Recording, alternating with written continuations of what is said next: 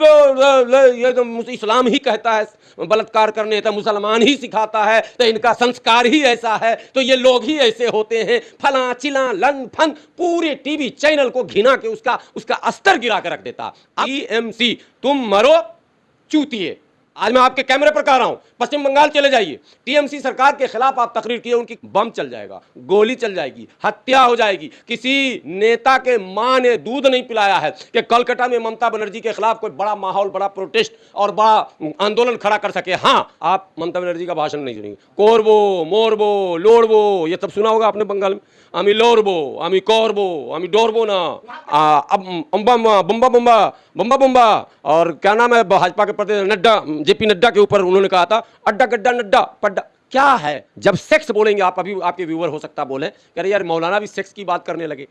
Europe America में sex free है, Europe America में मां की पहचान है, बाप का पता नहीं चलता। यूरोप के कई देशों की बात बता रहा हूं। यूरोप में सेक्स फ्री है कि क्या मतलब? फ्री है का मतलब कि भारत में भी हो जाए? नहीं, मैं कह रहा हूं क्यों यूरोप का अनुसरण कर रहे हैं, मैं वो कह रहा हूं। ये कहते हैं कि 24 साल में करो शादी, तो 30 साल में करो, तो जनसंख्या रोकेंगे, तो फला करेंगे, तो मुल्ले को काबू में करेंगे। तो मुल्ले को काबू में कर रहे थे, तो डॉक्टर को क्यों नहीं कर लिए काबू में?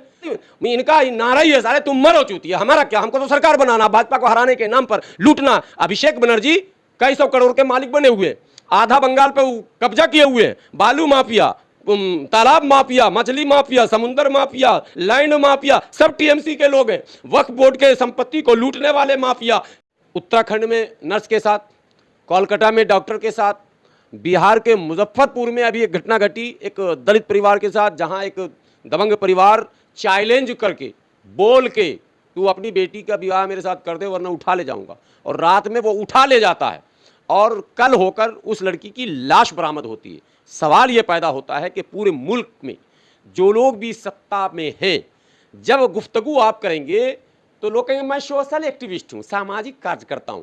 बात वो कांग्रेस के पक्ष की करेंगे, बात वो भाजपा के पक्ष की करेंगे, बात वो आरजेडी के पक्ष की करेंगे, बात वो यानी अपने आप को समाज सेवी कहकर, सोशल एक्टिविस्ट कहकर, पॉलिटिकल लाइन खींचकर पॉलिटिकल लोगों के सपोर्ट में वो खड़े हो जाते हैं।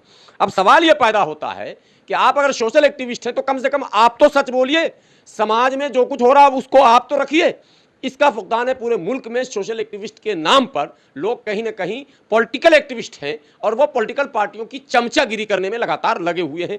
इसीलिए इस तरह की घटनाओं पर मिट्टी डालने का काम ज्यादा होता है, लीपा पोती जिसको कहते हैं। किसी तरह से उसके शनाख्त को मिटा दिया जाए, उसके एविडेंस को मिटा दिया जाए, उसकी कहानी को रोक दिया जाए और उसके चर्चे ना हो मुल्क में, और अगर हो तो उसको जो है उसका राजनीतिकरण कर दिया जाए। अरे ये तो उसकी चालती है। जैसे पश्चिम बंगाल में सरकार टीएमसी की है, ममता दीदी है मुखिया वहां की, तो लॉ एंड ऑर्डर जो है वो स्टेट गवर्नमेंट का सब्जेक्ट होता है, उसमें सेंट्रल गवर्नमेंट का कोई रोल नहीं। तो लॉ एंड ऑर्डर मेंटेन करने की पूरी जिम्मेदारी जब स्टेट गवर्नमेंट की है तो सवाल वहां ममता बनर्जी से होना चाहिए। लेकिन कई पॉलिटिकल पर्सन की मैं बात नहीं कर रहा हूं, पॉलिटिकल लोगों की बात नहीं, वो तो करेंगे ही, जो टीएमसी के लीडर होंगे वो तो बचाव में बात करेंगे, लेकिन सोशल एक्टिविस्ट भी बचाव में आ जाते हैं। नहीं चूंकि ऐसा था, चुनांचे ऐसा था, अगर ऐसा होता, मगर ऐसा होता। अरे साहब क्यों हुआ, यह सवाल है सीधा। सरकार ममता बनर्जी की है, वहां पर प्रशासन ममता बनर्जी की है, तो फिर सड़कों पर ममता बनर्जी प्रदर्शन करते हुए दिखाई दे रही है। यही खेल मैं बता रहा हूं।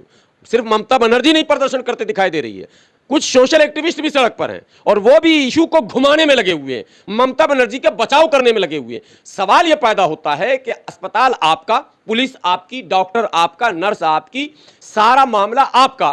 तो अब जरा आप ये बताइए कि इतनी बड़ी घटना घट गई और जब तक डॉक्टरों ने एक्शन नहीं लिया, डॉक्टरों की यूनियन ने एक्शन नहीं लिया, तब तक सरकार एक्शन में नहीं आई। और जब सरकार बैकफुट पर नजर आई तो फिर दाएं बाएं वो खुद जो है हंगामा कर रही है, सीबीआई जांच करना है, ये होगा वो होगा, और अलग अलग के ड्रामे हो रहे हैं। दो तीन बातों को बहुत सीरियसली समझना है। एक, जो ह्यूमन नेचर है, जो मानव प्रवृत्ति है, जो इंसानी फितरत है, कुदरती निज़ाम है, उसका एक पार्ट है सेक्स। जब सेक्स बोलेंगे आप, अभी आपके व्यूअर हो सकता बोले कह रहे यार मौलाना भी सेक्स की बात करने लगे, ये कुदरती निज़ाम के खिलाफ है कि आप ये बात नहीं कर रहे हैं।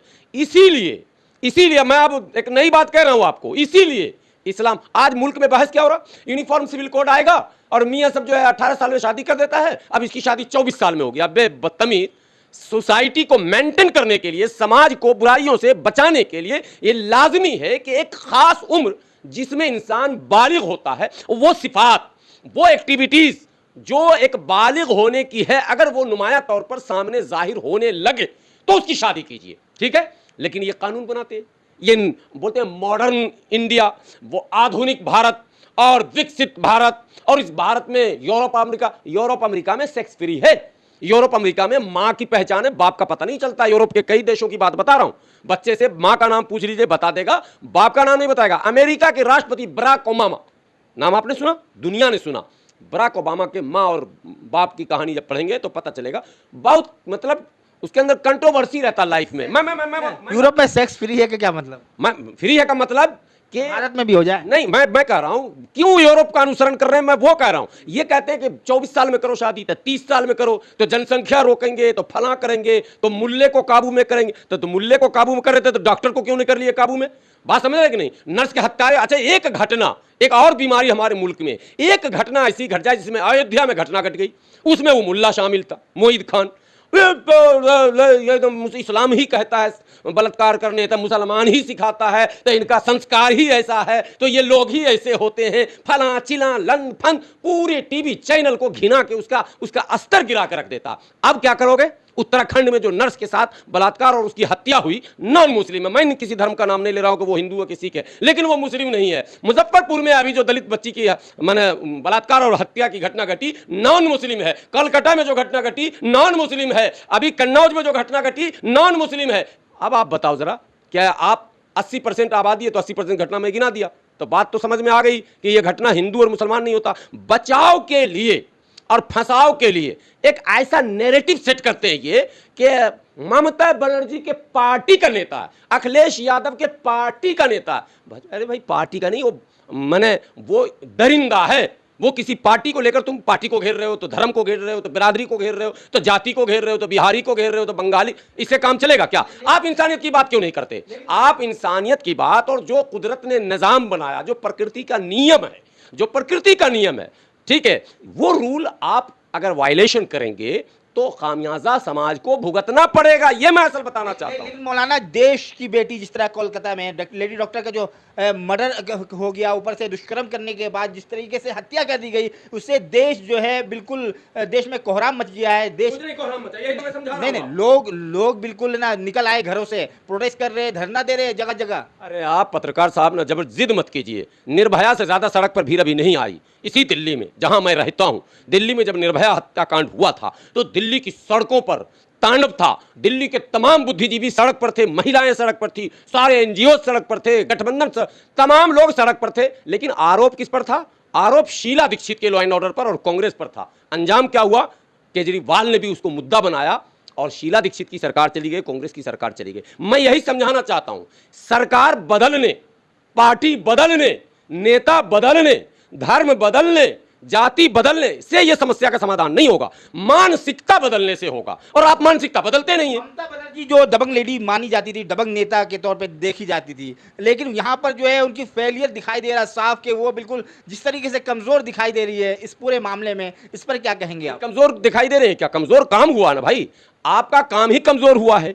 आपके पास सीसीटीवी कैमरे नहीं है अस्पताल में। अभी मैं चुनाव से जस्ट, यानी चुनाव का जब ऐलान हो गया था तो मैं बंगाल दौरे पर था, तो वहां मैं गया Bardhaman medical college. Bardhaman medical college Bengal का 2nd या 3rd बड़ा मेडिकल कॉलेज है, यानी कोलकाता मेडिकल कॉलेज के बाद, मुझे लगता है 2nd या 3rd, 4th नहीं है वो, बर्धमान मेडिकल कॉलेज। और वहां एक मॉब लिंचिंग टीएमसी विधायक के जरिए एक मुस्लिम की मॉब लिंचिंग की गई थी। टीएमसी विधायक के लोगों ने, यानी इनडायरेक्टली टीएमसी विधायक का उसमें हाथ था। और जिसकी मॉब लिंचिंग की गई थी वो व्यक्ति था जो टीएमसी के लिए बूथों को लूटता था, यानी वो खुद टीएमसी का समर्थक था। लेकिन वर्चस्व की लड़ाई में विधायक ने, चूंकि वो मुस्लिम था, उस पर हत्या कर दिया। लेकिन बंगाल के बेवकूफ मुसलमानों को यह बात नहीं समझ में आती है। मैं वहां गया, अस्पताल गया, उसकी बीवी का बयान लिया, मैं खुद अपने चैनल पर चलाया, मैंने कई लीडरों को बुलाया, वहां लोकल चैनल पर चला, एबीपी न्यूज पर चला, सारी खबरें चली। मुसलमान फिर भी वोट किसको दिया बर्धमान में आपको पता है?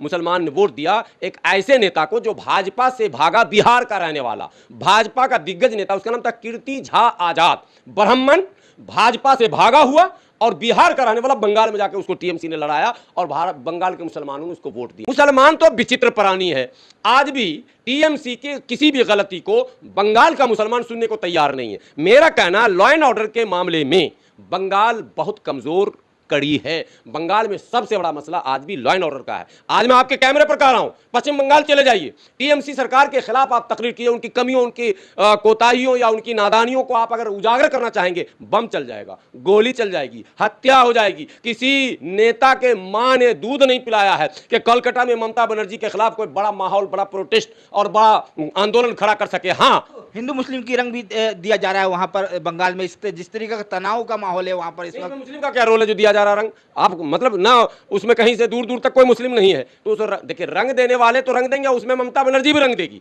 क्योंकि ममता बनर्जी इसी में बचेगी। कोई हिंदू मुस्लिम दंगा हो जाए, फिर वो कहानी खत्म हो जाएगी, टीवी में चलेगा आज दंगा हुआ, 2 मुसलमान मरा है, 2 हिंदू मरा, दुकान जला, मकान जला, वो हेडलाइन चेंज हो जाएगा। तक की तमाम घटनाओं में उन्नाव की घटना पता है आपको? उन्नाव की बेटी को न्याय मिला क्या? जिसके पूरे परिवार को ट्रक से कुचलवा दिया गया और वो भाजपा विधायक कुलदीप सिंह सेंगर, उस पूरे परिवार को तबाह बर्बाद करवा दिया गया। न्याय मिला क्या? नहीं मिला। और हाथरस की बेटी को न्याय मिला क्या? जिसको किरासन तेल छिड़क के आपने जला दिया, न्याय मिला क्या? नहीं मिला। तो न्याय हमको नहीं लगता, चूंकि टोटल पॉलिटिकल पार्टियां सिर्फ वोट के गणित को लेकर बयान देती हैं। बयान देने से पहले वो टारगेट बनाती हैं कि हम क्या बोलेंगे कि वोट पोलराइज होगा। साहब, वोट तो आपको मिल जाएगा, लेकिन समाज का क्या होगा? कोई समाज का नहीं सोचता, देश का नहीं सोचता, बोलता हम देशभक्त हैं, लेकिन नहीं, वो देशभक्त नहीं है, देश प्रेमी नहीं है। सारे देश में के जितने भी हॉस्पिटल है, लगभग सारे डॉक्टर स्ट्राइक पे उतर आए हैं और जिस तरीके का तनावपूर्ण माहौल बनता जा रहा है। आप सवाल आप पूरे नहीं करते, मैं जवाब देने लगता हूं। इसलिए सीबीआई जांच शुरू हो गई है। अब सीबीआई के नाम पर सरकार डॉक्टरों को शांत करेगी कि भाई सीबीआई से बड़ी कोई जांच तो है ही नहीं, तो मैंने सीबीआई जांच शुरू कर दी है, दूध का दूध हो जाएगा, पानी का पानी हो जाएगा, ये कहकर डॉक्टरों को तसल्ली दिलाकर उनको काम पे डाल दिया जाएगा। इसलिए वो प्रोटेस्ट नहीं होगा और उस प्रोटेस्ट को दबाने के लिए और जो बांग्लादेश में घटना घटी है उसको भी लाया जाएगा, हिंदू मुस्लिम के एंगल को भी लाया, कुछ भी करके इस बात को दबाया। आज तक के इतिहास में यही हुआ है कि जब जब महिलाओं के ऊपर अत्याचार हुआ है, जब जब महिलाओं पर जुल्म हुआ है, जब जब उनको उनकी असमतें लूटी हैं, जब जब उनके इज्जत को तार तार किया गया है, तब तब तमाम राजनेताओं ने कहीं ना कहीं से प्रत्यक्ष और अप्रत्यक्ष वैसे मुजरिमों, दरिंदों, समाज के नाकारा लोगों, समाज को बर्बाद करने वाले लोगों के बचाव का रास्ता ढूंढा है। आप ममता बनर्जी का भाषण नहीं सुनेंगे। कोरबो, मोरबो, लोड़बो, ये सब सुना होगा आपने बंगाल में।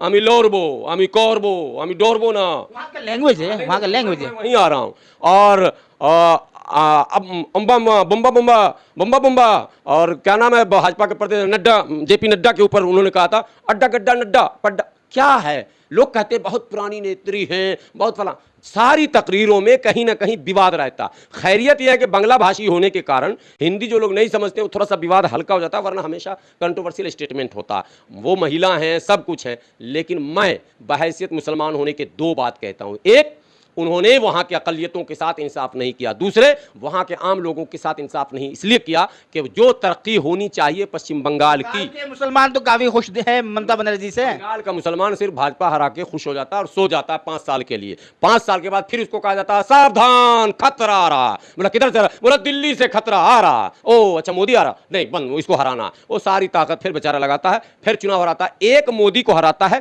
दूसरे मोदी को जिताता। शुभेंदु अधिकारी अभी पोस्टर बॉय है बंगाल में, सबसे बड़े भाजपा के नेता हैं। जरा पूछिए बंगाल के मुसलमानों से कि शुभेंदु अधिकारी कौन है? वही ममता बनर्जी के राइट हैंड थे। मुकुल रॉय ममता बनर्जी के राइट हैंड थे और वो फिर लेफ्ट हैंड हो गए। इस तरह से वही लोग, चित भी वही, और जो भाजपा में थे, अब सुनिए, शत्रुघ्न सिन्हा टन से वो टीएमसी में चला गया और भाजपा था। अब भाजपा वाले तो बोलते हैं कि वॉशिंग मशीन है। अब टीएमसी से मैं पूछता हूं आपके पास कौन सी वॉशिंग मशीन है? जो भाजपा में चला गया उसको आपने सेकुलर फिर कैसे बनाया? कौन सी मशीन में डाला? पहले बताओ। और बर्दवान दुर्गापुर का सांसद जीत भी जाते हैं, जीत भी जाते हो तो मुसलमान जिता रहा, जीत भी जाते हैं। दुर्गापुर का सांसद कीर्ति झा आजाद भाजपा के सांसद थे और वो क्या कहते हैं, उसके पिता भागलपुर दंगा के मुख्य साजिश करता थे भागवत झा आजाद। जो दंगाई जिसके ऊपर आरोप है, जैसे मोदी जी का गुजरात दंगा का आरोप है, वैसे भागवत झा आजाद पे भागलपुर दंगे का आरोप है। और भागवत झा के बेटे हैं कीर्ति झा और भाजपा के सांसद रहे हुए हैं। और ये कौन सी वॉशिंग मशीन इनको डाला ममता बनर्जी ने कि ये दुर्गापुर से टीएमसी के विधायक हो गए। बात समझ रहे हैं? टीएमसी, तुम मरो चूतिए। बिल्कुल चेक एंड डाली, इनका नारा ही है सारे, तुम मरो चूतिया। हमारा क्या, हमको तो सरकार बनाना, भाजपा को हराने के नाम पर लूटना। अभिषेक बनर्जी कई 100 करोड़ के मालिक बने हुए, आधा बंगाल पे कब्जा किए हुए हैं। बालू माफिया, तालाब माफिया, मछली माफिया, समुंदर माफिया, लैंड माफिया, सब टीएमसी के लोग हैं। वक्फ बोर्ड के संपत्ति को लूटने वाले माफिया।